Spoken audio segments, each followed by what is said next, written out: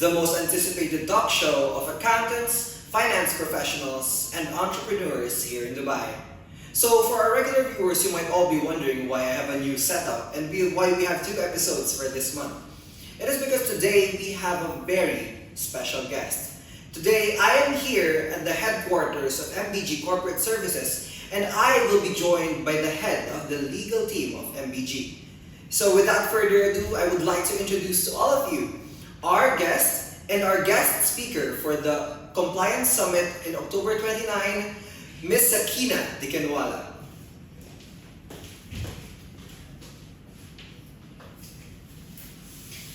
Good evening everyone, and thank you Brian and PICPA team for having me here. Good evening, Ms. Sakina. It is my pleasure to have you here tonight. So today, our topic will revolve around the several regulations that is being recently enacted here in the UAE. So first, let us start with the ESR, because there are a lot of jargons. So let's start with the ESR, the Economic Substance Regulation. What is this about, and why is this relevant nowadays? So economic substance regulation was being initially implemented in the year 2019. So all the companies which were conducting the relevant activities, so there are a list of activities in the ESR. If they're conducting their activities, then they need to comply with the regulation. So mainly the focus is to have the substantial presence in the country by having place of business, employees, equivalent to the amount or turnover that you are generating in the country. Also, you need to have the relevant expenses for generating the revenue in the country. So this is a little bit about the economic substance regulation. Also, one of the reason of being implementing this was because UAE is a member of OECD, and there were certain requirements from the OECD for the member countries to comply with. So UAE was one of the countries wherein these requirements were being imposed, and they took a very positive move towards the compliance, and we have this regulation here now being enacted for almost 2 years, and now this is the second year when companies are complying with the ESR regulation. So when talking about the ESR, the EU list of non-complying for tax jurisdiction purposes, this list comes into the table. So we want to know what it meant for the UAE to be included in this list. Yes, so as we are aware that UAE is one of the tax-heavy country wherein there is no income tax, corporate tax as of now, other than just we have VAT, which was being implemented in 2018. So there are companies and investors which are taking some benefits out of that. So they are shifting the profits to the UAE, wherein they are required to pay those taxes in the countries wherein they have the parent entities or they have the subsidiaries, or as a branch or subsidiary, they are required to pay the taxes. So basically, because of the tax evasion being happening a lot in the country, this is a move to have more transparency on a global level, and where the companies are required to pay taxes, they will be paying in the home countries. Okay, so this is just one of the requirements. There are many other aspects which touches under which the ESR being revolved. So this is just one of the angle that I have given for ESR. Okay, so when we talk about since UAE is also really considered a tax haven because it is one of the very few countries here in Europe and the Middle East that there is no income tax in corporate taxation. So a lot of companies are putting up holding companies or shell companies here in the UAE. So how does ESR address these offshore holding companies and shell companies that are set up here in UAE? Yeah, so as ESR is not restricting anyone to set up any company, the only requirement is to have more compliances for the holding companies. So holding activities directly under the ESR, and they need to comply with some of the parameters there is a reduced substance requirement to be complied in terms of the holding company, but definitely it is not restricting the companies to be here. Now when we talk about the shell companies, of course one of the target of the regulation is to combat these kind of activities, including shell businesses. So when you have, let's say, X amount of profit or turnover in the company, you should be having staff in the company who is, employees, I need to say, who is definitely working towards activities. The companies should have a proper place of business here. They should be having expenses, assets in the company. So everything is interlinked with this, and this is how you can do a proper full-fledged business in the country. Okay, so just a quick rundown, since these two words are usually intertwined, like the shell companies and holding companies. So do you agree that all shell companies are intended to be holding companies, but not all holding companies are shell companies? So how do you distinguish these two very easily interchangeable words? See, it is, I would say, not interchangeable, but definitely when we talk about offshore companies, sometimes people call it shell company because there is no office being there for the holding company. There is no employees requirement as per the local regulations also, but we cannot term it as a shell company because they are operating as per the local requirements and the regulation. So shell company, I would say that we should not call it as a shell company. Holding company has a holding status and it is being acting, mainly I am talking about the offshore holding companies, as per the local requirements. Okay, so to know more about the list of the companies who are required to follow these ESR regulations and how to really comply with these regulations, you can know more with Ms. Sakina in the upcoming Compliance Summit in October 29. So let's proceed. So when we're talking about holding companies, the next topic comes into play, which is also another regulation, the ultimate beneficiary ownership. So what is this ultimate beneficial ownership all about, and how does it affect the way that businesses are run here in the UAE? So ultimate beneficial ownership regulation aims at knowing the ultimate and real beneficial owners of the company. So there are two types of ownership in the company. One is the individual, wherein it is very transparent and apparent. I would say that we know who are the individuals and who are the owners of the company. When it comes to the corporate shareholding, then there are entities which are shareholder in the company. There can be multiple layer of the entity. There can be trust, which is the owner, ultimate owner of that entity. So it is very crucial to know that in that cases, who will be the real owners? Mainly the natural person, the individuals who owns that entity, that organization, that company. So that is how this law is in place. And also this has a direct relationship with anti-money laundering regulation. So I would say this is a very good move that the government has introduced. Firstly the UBO regulation, and then they have come up with the anti-money laundering regulation, because to whom these requirements are, like I would say the banks, the DNFPBs. Definitely the law came in 2018, but the more implementation from the government is nowadays happening a lot. So let's say if I am a DNFPB and I need to check on my client, then I would definitely ask who are the first and the foremost requirement is to check the UBOs of the company. Then only I'll come to know that who are the individual behind the company, because company itself, it is an artificial person. So I would definitely like to know that who are the natural person, which is as per the AML and CFT regulation.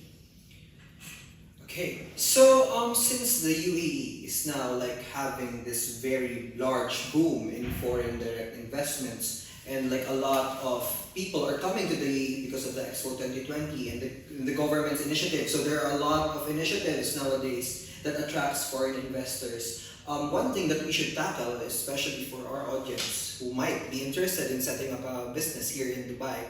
So what are there's this concept of high-risk nationalities. How does the high-risk nationalities affect the regulation of UBO? Right. So in UBO, definitely, you need to do the disclosure of the ownership.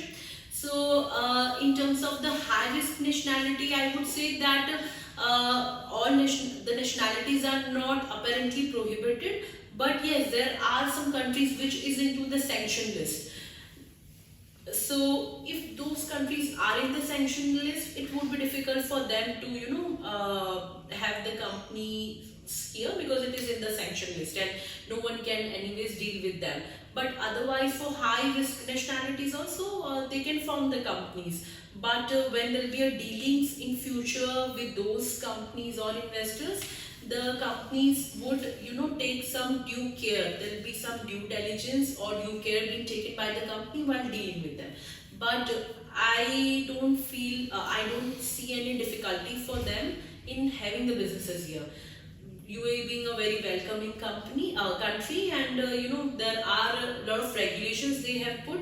So one is the nationality, one is that investor or company itself. If their background is not okay or correct, then definitely they can feel some kind of hindrances in having the businesses. Otherwise, I do not feel that those countries will not be having the business in the UAE until and unless they are in the sanction list. Okay, so for the last part of this UBO, I want to know, since you are a lawyer or the head of the legal team of MBG, I want to know your personal experience. What is your most difficult experience when handling this UBO? Because I myself work in the company formation industry, and we know how difficult sometimes it is to identify the ultimate beneficiary owner. So from your personal point of view, what are the hard types of determining the UBO? Yeah, so as I have mentioned that when there is an individual shareholding, it is very straightforward sometimes. Until unless there is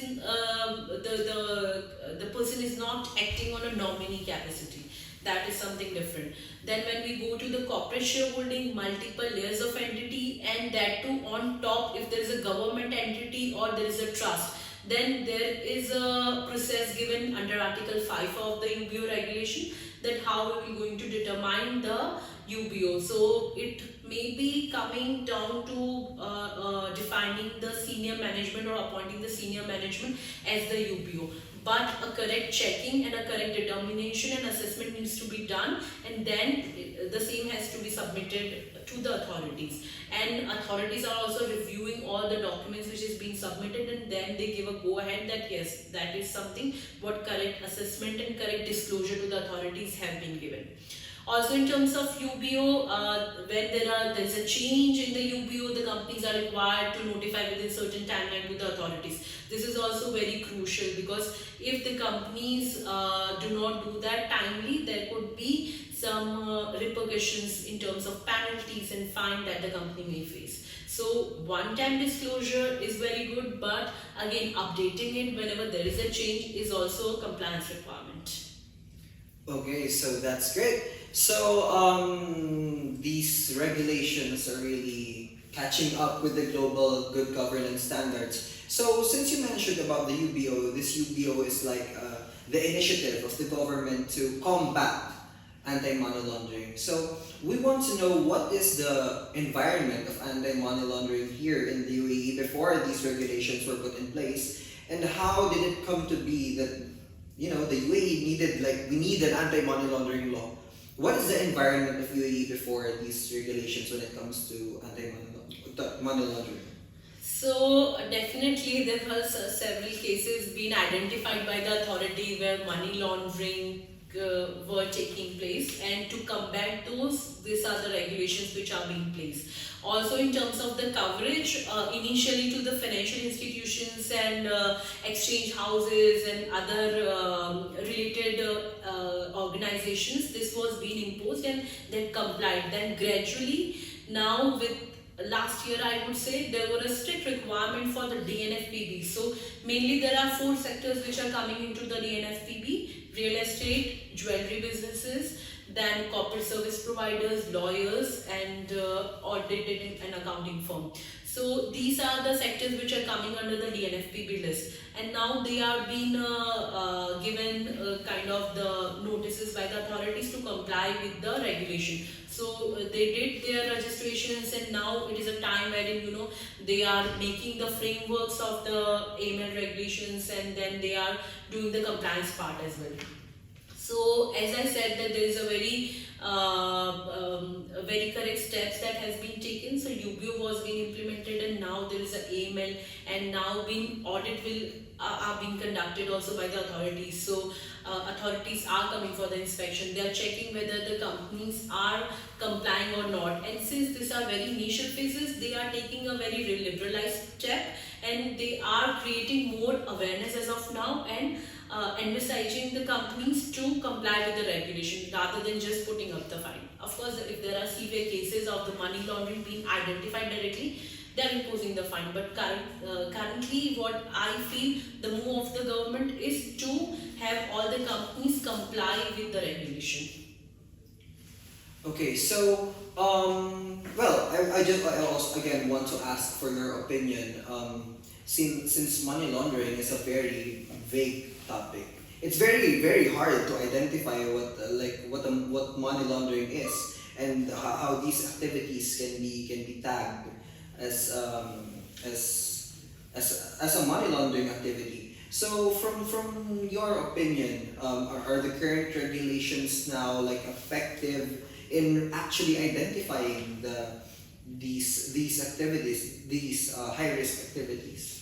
So initially there was a main law which was being passed in 2018. Then there was I would say the further guidances and circulars, and now also recently there were more guidances being issued for each sector. So how you is coming up with more clarification and guidance notes is very helpful in definitely identifying the activities. But it is really difficult to comment on curbing that, because there are multiple scenarios where money laundering could take place. So what TNFPBs or other financial sectors, what to whom this law is applicable, whenever they have a suspicious that when they are dealing with the client, and they find out anything which is not matching to the business, or some unusual activities being taking place, then there is a requirement to report that to the authorities timely. So when there is a requirement, when they are reporting it to the authorities, definitely then they are doing a further investigation. If they really finds any such kind of transaction where there can be the chances of the money laundering. So yeah, this is how currently the procedure is being there. And maybe in the coming time there will be, as I said, that audits are being taking place, but there will be a requirement on the entities to file their own audit report, which the audit being conducted by the third party consultant, that would also give a kind of more compliance structure to the entities to whom this aim and safety is applicable. Okay, so specifically for this anti-money laundering, the burden for the companies or the business owners is not really if they will identify, because at the end of the day it will be the authorities who will be identifying if these activities are like money laundering. What is important is that the companies comply with the requirements and submit and report these suspicious activities to the authority. And as long as they comply with these compliance requirements, I guess they're all good, right? Yeah, so again, what these companies are required to have a vigilancy during their processes, their transactions, that they need to keep their eye open all the time when they are dealing with any company or any investor. So whenever they have a doubt or suspicious, then their responsibility is to report to the authorities. Definitely then there are further guidances being given by the authorities also, that what steps to be taken further. Okay, so especially for accountants who or like the compliance officers who have experienced dealing with anti-money laundering, you will know how tedious it is to really file these requirements. So to know more about how to file these compliance requirements regarding to anti-money laundering, you can attend our seminar on October 29 at Shangri-La Hotel, the Compliance Summit 2021. So just earlier this morning, I read that the UAE is like rising among the ranks of the top brand nation. So currently, I think UAE is on the 11th spot.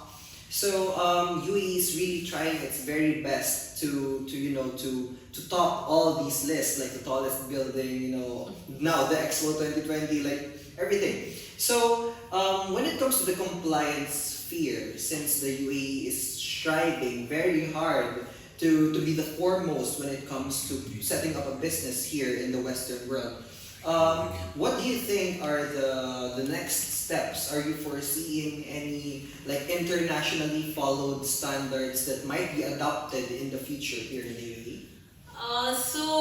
Currently what all compliance has been already enacted, there is a further move of as audits are taking place and authorities being becoming more aggressive in implementation part currently.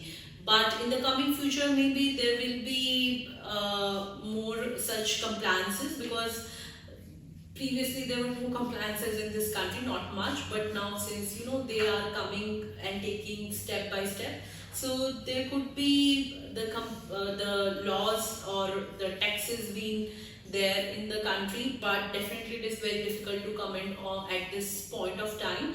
But maybe more such standard compliances which are there globally, or more standardization of the existing compliances will take place.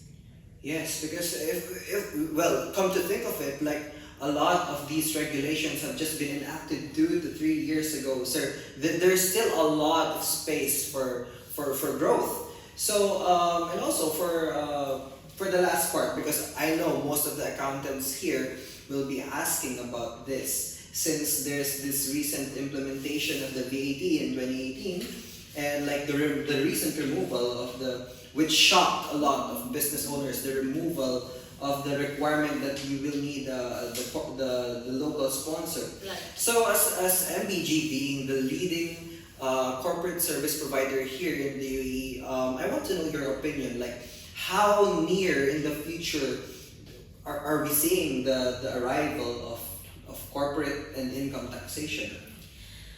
I cannot definitely determine how soon or how far it will be, but definitely these are the good moves to attract more and more foreign investments in this country, because with this FDI, some of the sectors are being now open, wherein you can own 100%, and there are not very strict criteria being imposed. So in terms of FDI also, there was a previous regulation which was being put in place, which had required some minimum capital.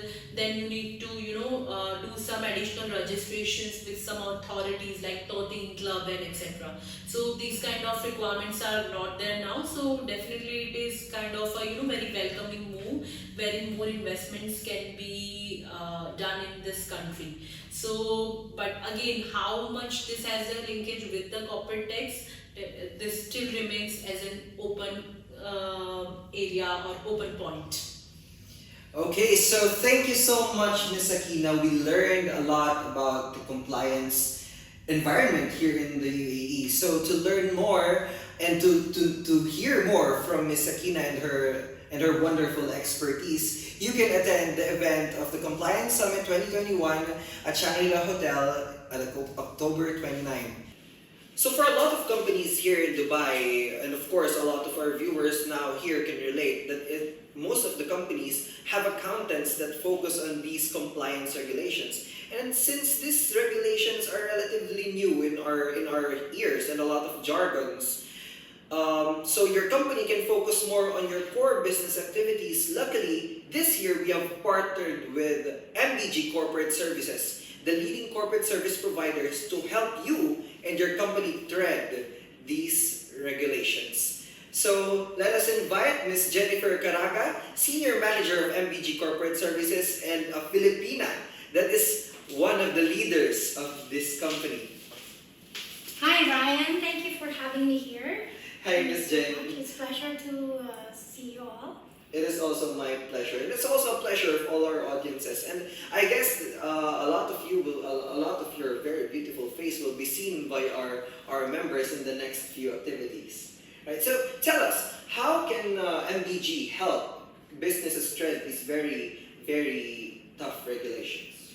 Well, I was listening to your discussion with Ms. Sakina. So we all know that UAE has been actually put on a gray list just recently and basically it's been a very good initiation of the government to make sure that we are compliant, all the companies are compliant. It is important that all the accountants, operators of the companies need to be to make sure that everything in their company are fully compliant. So MBG could help them from initial assessment to check whether their company is applicable to UBO, economic substance, and AML regulation. So after we conduct an assessment, we will identify whether they will require to prepare all the policies and procedures, draft all the agreements with their clients or their anything that is that involves their company transactions where they are generating any profits. It is important that they also have a proper and competent workforce to be compliant with this regulation. So MBG can help them with the registration, even the establishment of their company, up to the enhanced risk assessment. We have a dedicated and very strong risk advisory team who can help them with all the compliances. So we help companies from inceptions to their company maturity and beyond their business life cycle. MBG can also serve as an extended arm where the company can appoint MBG to become their MLRO officer, and MBG could help them ensure that all their due diligence and anything when it comes to AML is taken care of. That would make them worry-free of any penalties and anything that they would become worried about the non-compliance and any fines from the government. So thank you so much, Miss Jen. So basically, MBG will really help our companies, the companies of our audiences, from the A to Z of these compliance regulations. Especially, these are very difficult to comply. And I myself am a victim to these very tedious processes. So thank you so much, Miss Jen, and I'm hoping to see more of you in the upcoming Compliance Summit 2021. Of course, thank you so much as well, and I hope we could have a very fruitful partnership. Thank you so much. Well, that wraps about it. Thank you so much for our viewers for tuning in to the 4th episode of The Deadline, the most anticipated talk show for accountants, finance professionals, entrepreneurs here in Dubai.